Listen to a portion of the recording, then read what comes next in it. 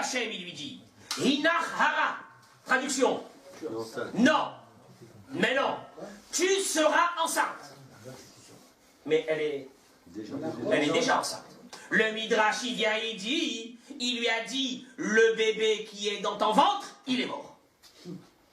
Tu vas retourner chez Abraham, et Hinachara, tu vas retomber enceinte, tu vas appeler ton fils Ishmaël, pourquoi? Qui, Shama, c'est les mots du verset. Jacob, donc, je reprends. Donc, 60 de Yitzhak, c'est égal à 74 de Ishmaël.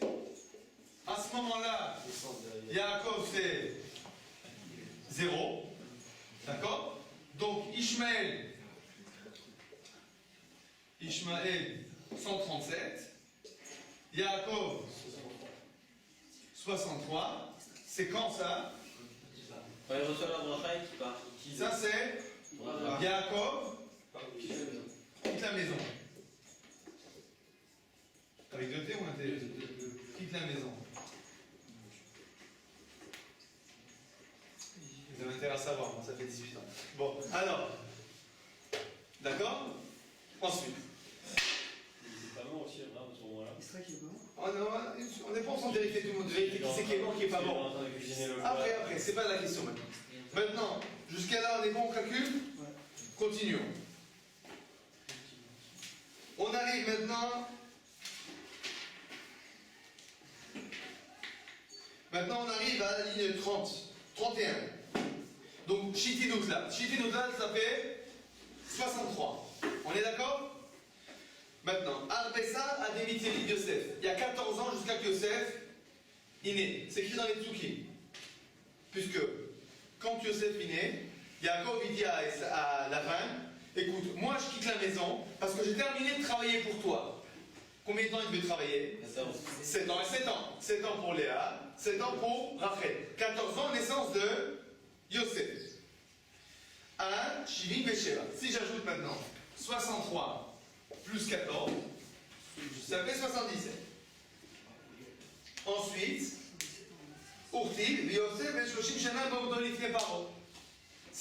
Donc ça c'est Yosef. 63 plus 14, c'est Yosef, il est à combien? 0. Maintenant, Yosef, il est à 30. Quel âge il a? Quel âge il a? Yaakov. Donc il a 77. 107. D'accord? Donc Yaakov, il est, on va dire, à. Yaakov, il est à 107. Vous suivez? Oui. Ensuite, Améalesheva, chef de Savara, Bedarzen et Kafna. Ensuite, il y a eu 7 ans de famille et 2 ans d'abondance. Ça fait combien? 116. Et qu'est-ce qui se passe après 7 ans de famille, 2 ans d'abondance? Qu'est-ce qui vient? Yaakov Abinu, il vient voir. Il vient voir qui? Il vient voir Paro. Ça c'est quand? Ça c'est Yaakov et Paro. C'est quoi les 30 ans puisqu'ils sont passés? 63. 14 ans il a travaillé chez Lavan. Ensuite, il y a eu 30 ans de Yosef. D'accord, 107. Après, il y a eu 7 ans. Quand Yosef il a 30 ans, Yaakov il en a 107. D'accord? Il y a quoi pendant 30 ans? Yosef il a 30. On fait les calculs. Yaakov il a 107. D'accord? Maintenant, Yosef il a 30 ans quand il monte sur le siège de vice-roi. Maintenant, qu'est-ce qui se passe quand il monte sur le siège de vice-roi? Il y a 7 ans de famine. Et je vois que vous êtes fatigué, je comprends. C'est pas grave, c'est du calcul. Mais écoutez, c'est nos sages. C'est important de comprendre. Alors, vous n'êtes pas arrivé au bout de vos oreilles encore. Alors, on a 107 plus 9. 116. Yaakov, il vient devant Paro. Et qu'est-ce qu'il lui dit? Vous savez ce qu'il lui dit? Yaakov, dès qu'il voit Paro, qu'est-ce qu'il lui dit Paro? Tu m'as quel âge t'as toi? Qu'est-ce qu'il lui répond à Yaakov? 107. 130. Mais non. Il manque 3 ans quelque part. Regarde! Quand c'est écrit dans le passif. Pourquoi il est encore appelé Yéled à cet âge-là? Pourquoi est-ce qu'il a appelé Yéled à cet âge-là? Je sais pas. Je ne sais pas. Mais est-ce que pour l'instant je me trompe quand je dis qu'il y a un enfant d'Abraham qui est en danger de mort? Non. D'accord. Sam al-Shirma, il l'a posé sur son dos, Vetayeled ainsi que l'enfant. Vaïchalechea et la renvoya. L'enfant en question, quel âge a-t-il? Quel âge? 15 ans à peu près. Donc c'est pas un bébé, c'est un jeune homme, il a 15 ans. Vateler vateta, bemidbar, et sa voix est entendue. Vaikra malach Elohim el Hagar min hashamayim. Un ange de Dieu appela Hagar du ciel. Donc il y a une intervention d'un ange qui va sauver l'enfant d'Abraham. Ça nous rappelle bien des choses. Vayomer la malach Hagar al tiri. Il lui dit, qu'as-tu Hagar? Ne crains pas. Ki shama Elohim el kol anar basher husham, car Elohim a entendu la voix du jeune homme de là où il est, et selon sa situation actuelle. Kumi seitanar, lève-toi et porte le jeune homme. Vachazik et yaderbo, et tiens ta main sur lui. Qu'il est goy gadol asiminu, car je ferai de lui une grande nation. C'est-à-dire il y a ici également une promesse de descendance abondante. Vaifkar Elohim et Ainea, Elohim lui ouvrit les yeux, va terre be'er mahim, et elle vit un puits d'eau. C'est-à-dire que un des parents voit quelque chose qui va permettre de sauver l'enfant.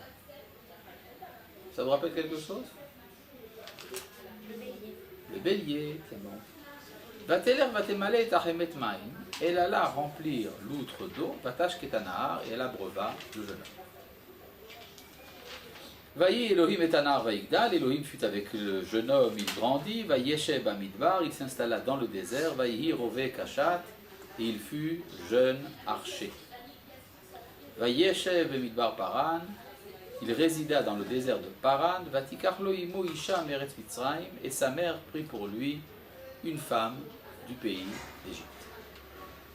Donc ça se finit également par un mariage. Un des enfants d'Abraham est en danger de mort, et il est sauvé par l'intervention d'un ange, et par la suite, il se marie, il a la promesse d'une descendance abondante. Comment? Disons que quand on est sur le point de se faire égorger par son père, c'est qu'on est en danger de mort. Ah, mais il se met volontairement dans cette situation. Je n'ai pas dit qu'il ne s'est pas mis volontairement, je n'ai pas dit que ça a été contraint, je dis le fait. Le fait est qu'un fils d'Abraham est menacé de mort, qu'il y a une intervention d'un ange, puis une promesse de descendance abondante et un mariage. N'est-ce pas? Qu'est-ce qui se passe dans la Hakeda? Elle jeta l'enfant sous un des buissons. Oui, l'ashtir, c'est-à-dire jeter. Vous avez pensé ce qu'elle a porté sur son dos à un homme de 15 ans? Qui te dit qu'elle a posé sur un jeune homme de 15 ans? Sur son dos? Il n'y a pas écrit. On a dit qu'il a 15 ans et on a dit qu'elle a mis à Shirma. Ve'et hayeled, avec l'enfant. Est-ce qu'il y a écrit que l'enfant était sur son dos? Non. Vateler, je reprends ici au verset Tetzai. Vateler, vateshevla minek. Peut-être que l'enfant était malade. Dans ce cas-là, il était nécessaire de le porter. Vateler, vateshevla minek. Parce que Rachid dit que les malades boivent beaucoup. Vateler, vateshevla mineged. Elle alla et s'assit pour elle-même en face, archek kim tachavet keshet, de la distance d'un tir d'arc, qui amera, car elle se disait, al ere bemot ayaled, que je ne vois pas la mort de l'enfant. Vateshem mineged vatisa et kola valestefka, elle s'installa en face, leva la voix et pleura. Donc il y a ici un enfant d'Abraham qui est en danger de mort. D'accord? Nous avons ici l'histoire d'un enfant d'Abraham qui est en danger de mort. Un ange intervient, montre aux parents ce qu'il faut faire pour sauver l'enfant, puis vient une promesse de multitude et un mariage. Ça, nous connaissons tous ces éléments-là du récit que vous n'avez pas encore lu, mais vous avez certainement eu vent, Akedat Yitzhak. Là, c'est la Akedah d'un autre, d'Ishmaël. Intéressant de voir qu'il y a un écho de cela dans la tradition musulmane, comme quoi Abraham aurait amené Ishmaël au sacrifice et qui a été sauvé, etc. C'est-à-dire qu'il y a effectivement une sorte de brouillon de la Akedah, avec une différence énorme au niveau moral.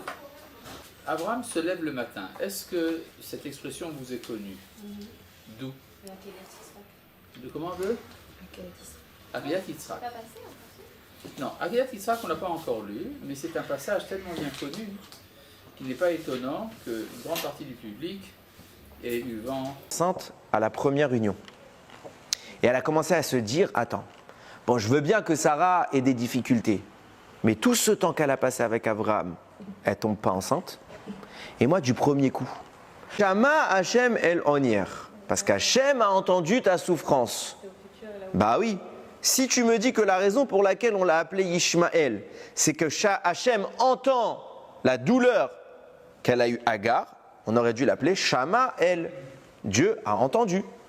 Et pas Ishmaël, Dieu entendra. Donc déjà sur la nomination de l'enfant, c'est ambigu. Oui, on a l'impression qu'ici, enfin on n'a pas l'impression, c'est tellement décrit dans le texte que l'ange vient quand même transmettre la parole d'Hachem.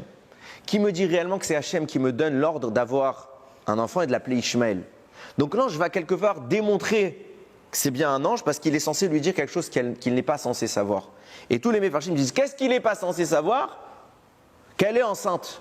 Bah si, parce que tout le monde sait qu'elle est enceinte, même Sarah le sait, même Abraham le sait. Donc quel est le chidouche quand il dit, ouais, t'es enceinte? Troisième problème,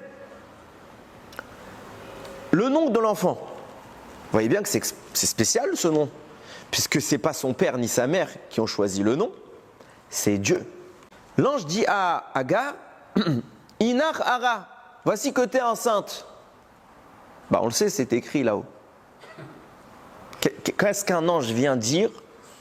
Comme genre, je me dévoile, je suis un ange, je suis venu t'annoncer une info. Tu es enceinte.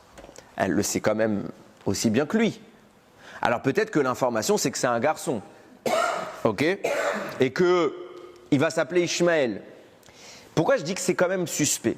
Parce que d'après beaucoup,